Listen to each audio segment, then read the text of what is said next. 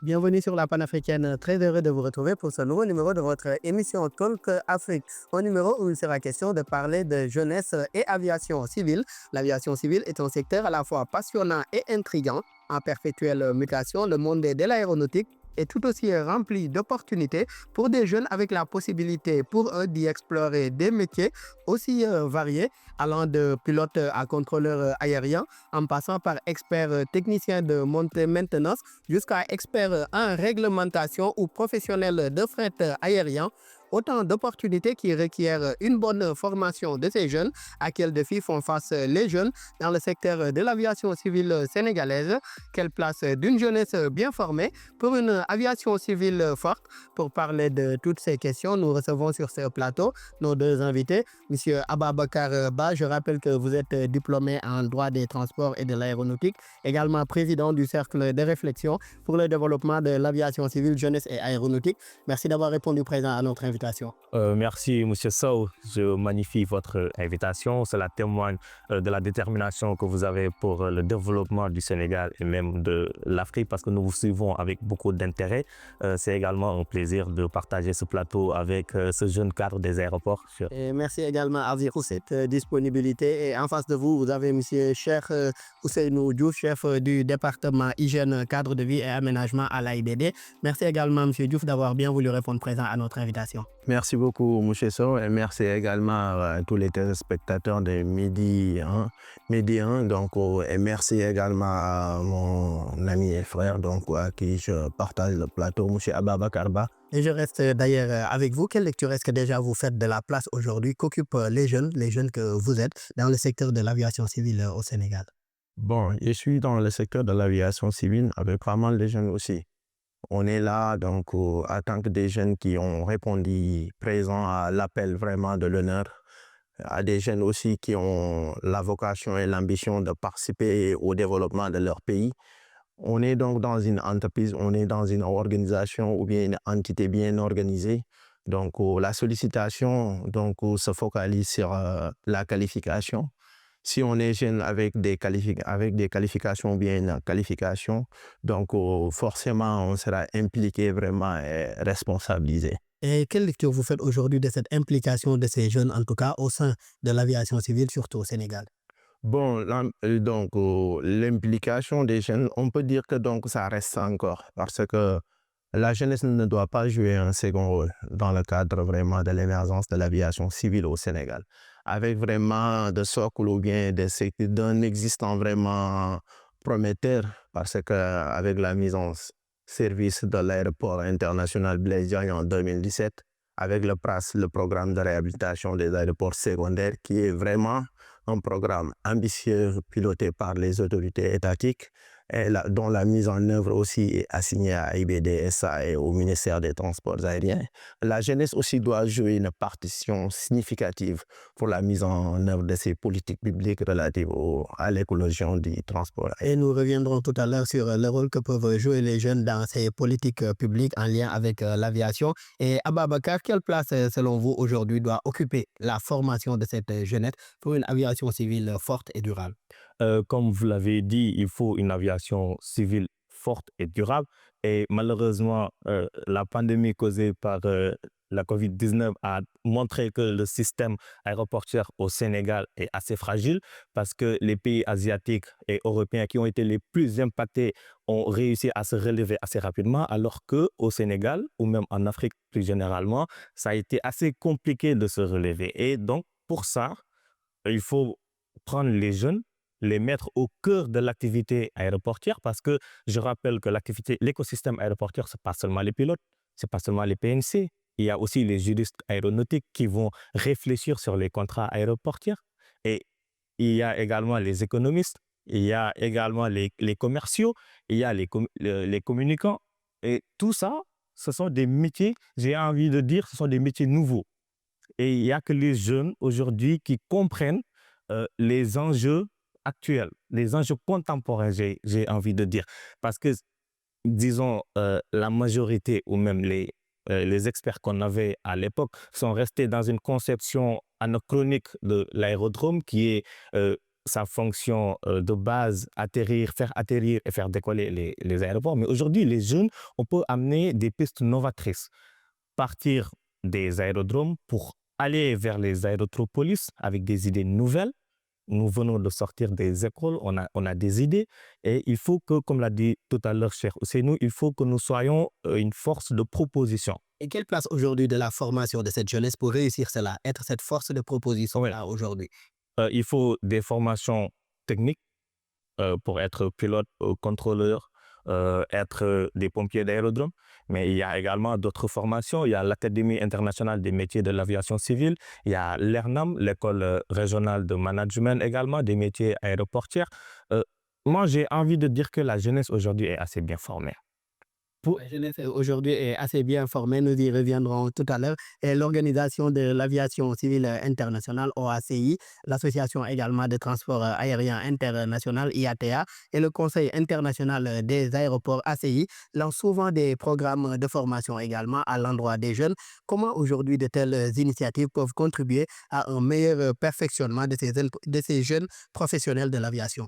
Merci beaucoup, vous l'avez si bien dit. Donc, c'est des organisations internationales qui lancent des opportunités de formation. Mais aussi, ce n'est pas des formations qui sont gratuites.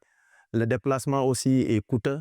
Donc, c'est à l'État ou bien aux acteurs des transports aériens aussi de venir en aide la jeunesse, de les parrainer en formation, de parier sur vraiment leur devenir en termes de formation. C'est là où j'interpelle donc nos gouvernants et nos managers dans le cadre des aéroports, donc de miser plus pour la formation des jeunes. Parce qu'un jeune qu'on forme, c'est un jeune qu'on aide à voler. C'est-à-dire à voler avec ses propres forces, c'est-à-dire à décoller. Si on aide un jeune à décoller, c'est tout un pays qu'on aide vraiment à décoller. Et ça a vraiment réduit la dépendance vis-à-vis de l'extérieur qui nous offre souvent ces expertises. Alors qu'on a une population si jeune sur qui donc aussi on misait sur la formation, on aura donc une souveraineté aéroportière, une souveraineté de notre avion. Selon vous, l'accès à ces parrainages-là, vous l'avez rappelé tout à l'heure, ce sont des formations qui coûtent assez cher, des formations qui ne sont pas tout à fait gratuites. Comment faciliter aujourd'hui l'accès à ces parrainages et autres, en tout cas, subventions pour pouvoir permettre à ces jeunes de bénéficier de ces formations et autres stages de perfectionnement? Merci. Le management du capital immatériel donc exige aux gestionnaires des ressources humaines vraiment de miser sur un plan de carrière pour tout employé. En plus forte raison pour tout jeune qui évolue dans une boîte ou bien dans une entreprise, donc a besoin d'être formé. Mais aussi, ce n'est pas avec son salaire qui est sacré, qui est donc destiné à prendre en charge sa famille ou bien de subvenir à ses besoins que ce jeune-là doit se former.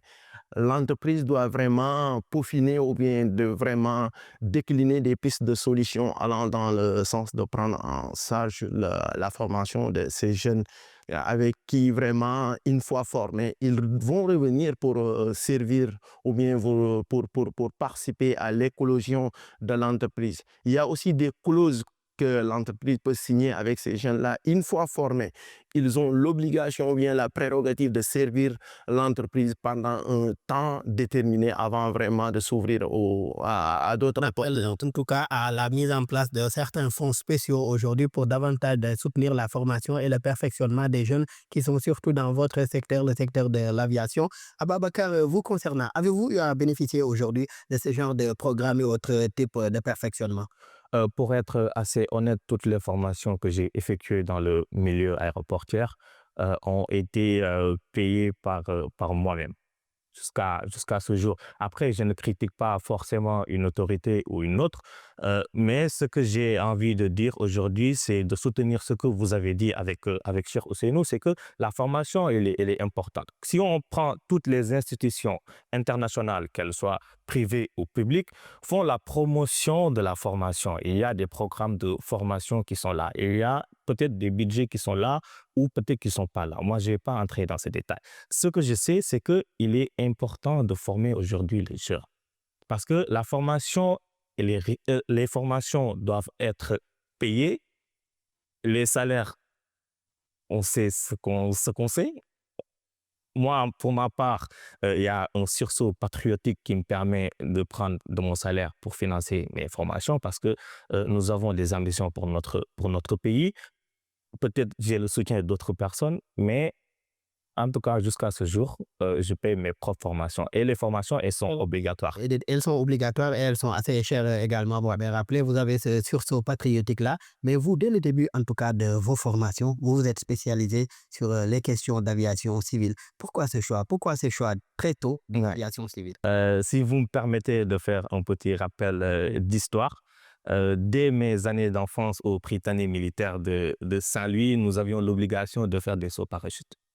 Et dès le premier jour de notre saut, nous sommes allés dans un aéroport. Bon, si vous me permettez de le citer, dans un aéroport, l'aéroport de Saint-Louis aujourd'hui qui est réhabilité. Mais à l'époque, c'était dans une situation assez dégradante.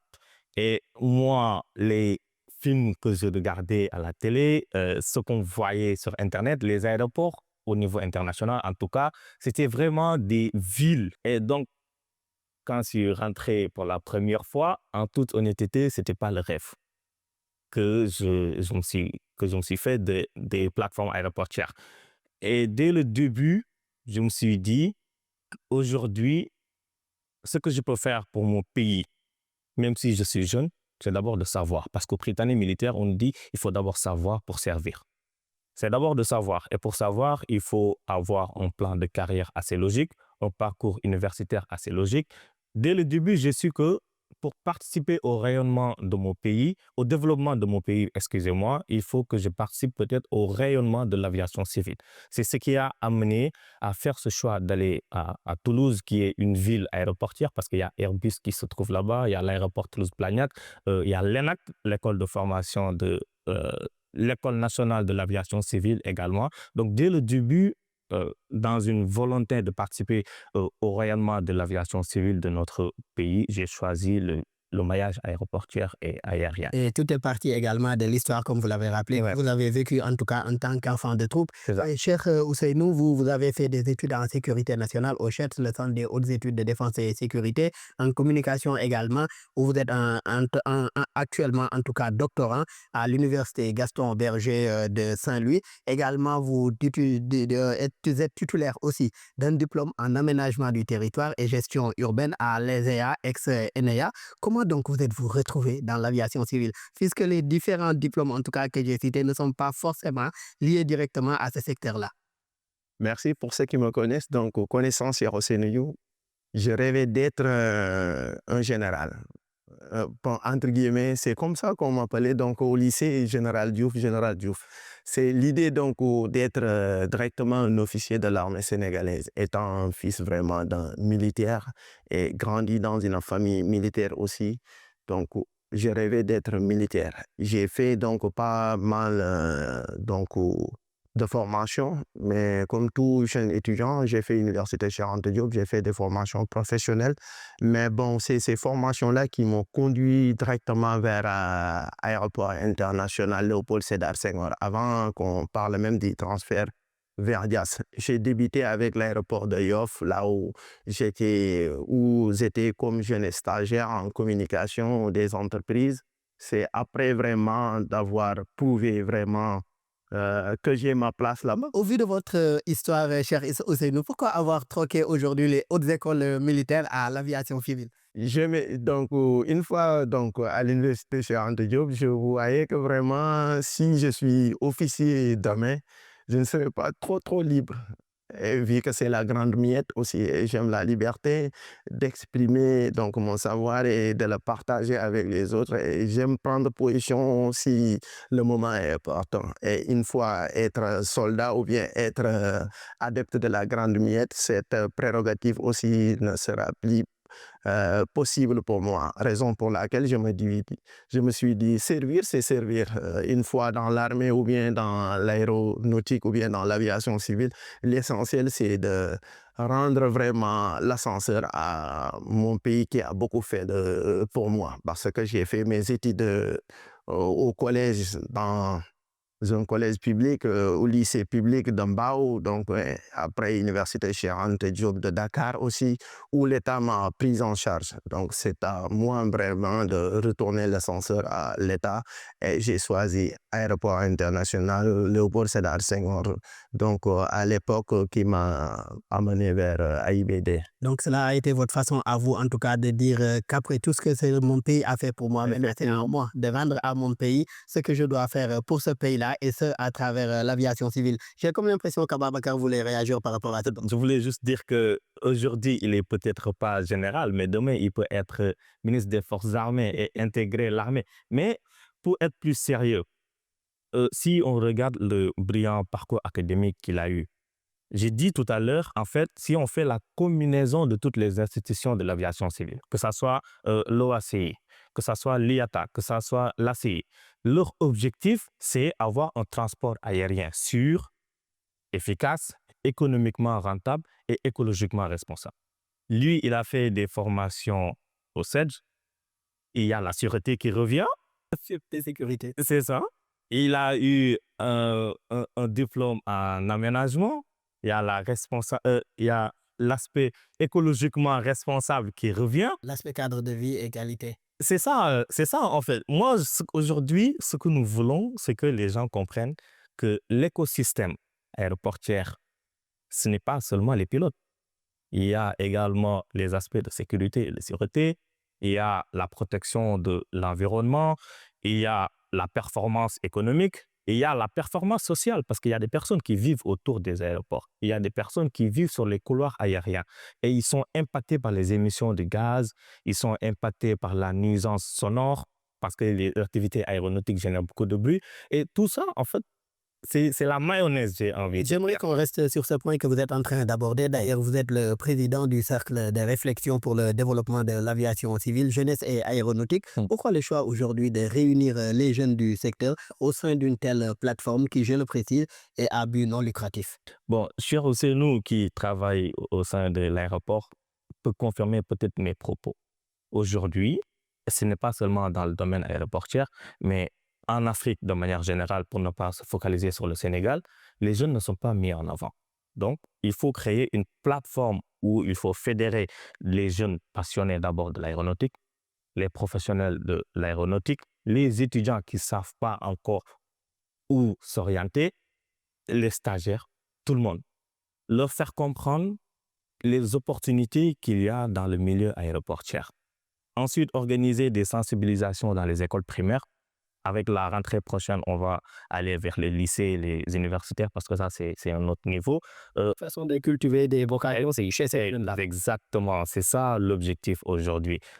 Faire de telle sorte que les jeunes auront leur mot à dire.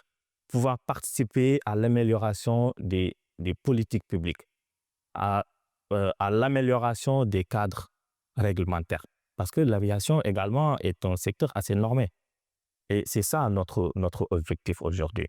Et on reste avec cet objectif. D'ailleurs, l'objectif principal de ce cercle de réflexion est de contribuer au rayonnement de l'aviation civile sénégalaise en mobilisant activement la jeunesse, comme il l'a rappelé, autour de la réflexion, de l'innovation et de l'action. Cheikh Ousseynou, selon vous, comment de telles structures aujourd'hui, comme ce cercle de réflexion, peuvent contribuer à booster la contribution des jeunes dans l'aviation civile? Merci beaucoup. Donc, Mouché Sow, c'est le moment aussi de magnifier l'action de notre frère Ababacar Ba, qui a fait vraiment un parcours élogieux. Il pouvait rester vraiment donc, dans d'autres pays servir, mais il a préféré revenir au Bercail pour rendre l'ascenseur à l'État du Sénégal qu'il a formé dès le bas âge. Et donc, comme il l'a si bien dit, l'écosystème aéroportuaire, l'aviation civile, c'est un secteur stratégique donc, qui concerne le tourisme, la sécurité, donc la connectivité territoriale, l'innovation, tout. Mais parfois, la jeunesse est laissée en rade. Parfois, on te demande pour un poste qui nécessite vraiment une expertise avérée, on te parle d'une expérience professionnelle. Un jeune qui vient fraîchement de sortir de l'école, si tu lui demandes une expérience professionnelle, c'est-à-dire être le remplaçant, c'est-à-dire du moment où l'autre est actif, qui n'est pas, donc on n'a pas besoin de toi. alors que la jeunesse est le savoir, la jeunesse est l'action, la jeunesse est le dynamisme. Cette jeunesse-là vraiment doit être capitalisée donc au profit de notre cher Sénégal. Donc l'histoire nous a donné raison. Nous avons un président jeune. Et j'aimerais bien qu'on reste sur ce point-là que vous abordez. Nous avons un président jeune et que cette jeunesse doit être une force, en tout cas, de proposition. À votre avis, comment veiller à ce que ces jeunes-là contribuent à impacter positivement les politiques publiques et autres décisions stratégiques relatives à l'aviation? C'est donc où la jeunesse doit d'abord partir à la quête perpétuelle du savoir. La jeunesse doit se former. Par exemple, c'est bien beau vraiment de revendiquer nos droits, mais est-ce que nos devoirs vraiment sont effectués? Sur ce plan-là, on aura besoin d'être formé, se former, ne pas attendre tout de l'État. Par exemple, si tu dis que donc, je suis jeune, l'État me doit une formation qualifiante, l'État me doit tel, alors que tu gagnes le minimum, tu dois investir sur ta propre formation pour pouvoir être vraiment apte, opérationnel sur le marché du travail. C'est une opportunité pour nous jeunes aussi évoluant dans le secteur des transports aériens de répondre à l'appel de notre frère Ababacar Ba, de fédérer donc la force jeune, de fédérer aussi la force juvénile donc, pour faire d'elle donc une force de proposition. La jeunesse doit vraiment apporter sa partition significative sur l'agenda transformationnel donc, qui mise l'émergence du Sénégal ou bien le développement du Sénégal. Un agenda transformationnel, la vision à l'horizon 2050. Et Ababacar, quels sont aujourd'hui ces besoins du transport aérien et autres défis liés au développement de l'aviation civile, surtout en ce qui concerne les jeunes que vous êtes? Aujourd'hui, vous l'avez dit lors de votre introduction, le maillage aéroportuaire et aérien est une industrie en mutation permanente. Donc, les enjeux sont toujours là. Il faut responsabiliser les jeunes, il faut leur donner des postes de responsabilité. Mais au-delà de ça, nous appelons les autorités à nous ouvrir leurs portes. Parce que quand même, on peut rester dans une plateforme d'initiative et d'échange et d'action, mais il faut l'objectif à la fin, c'est que l'on puisse proposer à nos autorités des orientations pour surmonter les défis de sécurité et de sûreté, les orientations pour surmonter les défis liés à la protection de l'environnement que je développais tout à l'heure, des orientations pour la performance sociale. Et aujourd'hui, nous avons la chance d'avoir une personne comme Cheikh Ousseynou qui a des années d'expérience, c'est un jeune mais qui a des années d'expérience, qui a traversé les crises comme Ebola étant jeune. Donc, des jeunes comme lui, et nous l'appelons à venir nous soutenir, des jeunes comme lui, ils peuvent apporter des solutions aux crises sanitaires. C'est juste un exemple. Et par rapport à cette ouverture que vous attendez aujourd'hui des autorités publiques, comment comptez-vous vous y prendre aujourd'hui pour cette franche collaboration entre ce cercle de réflexion et les autorités publiques en charge aujourd'hui de la gestion de cette question qui est la question de l'aviation civile? Bon, au Sénégal, il est assez difficile de communiquer, donc je vais être assez simple. Nous ne demandons pas aux autorités des financements. Ça, c'est le premier point. Tout ce que nous voulons de la part de nos autorités, c'est de nous impliquer, de donner à la jeunesse leur chance, de leur permettre de soumettre des business plans pour nos compagnies aériennes, pour nos aéroports, apporter des idées de développement, de nous accompagner durant nos ateliers de sensibilisation, de nous accompagner lors de nos séminaires, lors de nos webinaires. C'est aussi simple que ça. Ni plus ni moins. On ne demande pas d'argent, on ne demande pas de financement. Plus de l'accompagnement, en tout cas technique également, et un soutien de ces autorités-là qui sont également vos autorités. Et surtout leur présence. Et surtout leur présence. Et surtout leur présence. Et Cheikh Ousseynou, comment aujourd'hui ces jeunes peuvent contribuer davantage, puisqu'ils le font déjà, peuvent davantage contribuer au rayonnement de l'aviation civile sénégalaise, puisque des profils comme le vôtre ou celui d'Ababacar y contribuent déjà, mais comment davantage contribuer au rayonnement de l'aviation civile sénégalaise, surtout ces jeunes-là? Bon, c'est avoir la mission d'abord de servir ta nation ou bien de servir ton pays par le biais de l'aviation civile. Se former, parce que l'autre disait que celui qui doit transformer doit se former forcément. L'autre aspect aussi, de ne pas accepter d'être vraiment donc une force complémentaire ou bien une relève, comme je le dis souvent. on doit s'imposer pour être une force de proposition et de propulsion. La jeunesse doit aussi participer parce que, comme le disait l'autre Fanon, donc le penseur, si le jeune découvre sa mission, il a deux options, l'accomplissement ou bien la trahison. Du moment qu'on a opté pour l'accomplissement de notre mission, il va falloir vraiment de mettre les atouts à notre profit, de montrer à l'autorité et aux aînés aussi que nous sommes aptes vraiment de tenir haut le flambeau. Mais aussi une jeunesse qui est malsaine, une jeunesse aussi non formée, une jeunesse aussi qui n'a aucune qualification, s'il se réclame vraiment comme une force imposante ou bien une force de proposition. Ce qu'on dit aux jeunes, donc, c'est se former davantage, donc se montrer apte et avoir la volonté de servir sa nation par le biais vraiment de l'aviation civile. Et c'est le lieu vraiment de dire merci à nous. Former davantage aujourd'hui ces jeunes pour davantage, en tout cas, impacter leur communauté, également faire leurs preuves dans ce secteur aussi passionnant qu'intriguant, je le disais en introduction, qui est le secteur de l'aviation civile. Ababacar, je sais que vous vouliez réagir, mais moi, je rappelle que vous êtes diplômé en droit des transports et de l'aéronautique, également président du cercle de réflexion pour le développement de l'aviation civile, jeunesse et aéronautique. Merci encore d'avoir été avec nous et ça a été un plaisir en tout cas. Tout le plaisir est pour nous. Tout le plaisir est pour nous. Juste dire que par rapport à la qualification au sein de notre association, nous avons des ingénieurs aéronautiques, nous avons des pilotes, c'est des jeunes Sénégalais. Nous avons des pompiers d'aérodrome, c'est des jeunes Sénégalais. Nous avons des juristes. Également à Cheikh Ousseynou Diouf pour la disponibilité. Je rappelle aussi que vous êtes chef du département IGEL, cadre de vie et aménagement à l'AIBD, l'aéroport international Blaise Diagne. Merci encore d'avoir été avec nous. Ça a été aussi un plaisir de partager ce plateau avec vous. Merci beaucoup, vraiment. Merci également à mon ami et frère Ababacar Ba pour vraiment cette réflexion aussi novatrice qu'il a mise en place. Et merci également à tous les téléspectateurs et à tous les gestionnaires des aéroports. Mais merci également à tous nos collègues donc, de AIBD-SA. Nous en sommes à la fin de cette émission. Merci à nos collègues de l'équipe technique pour les facilitations et pour la réalisation de cette émission. Merci à vous tous qui nous suivez et très bonne suite de programme sur nos antennes.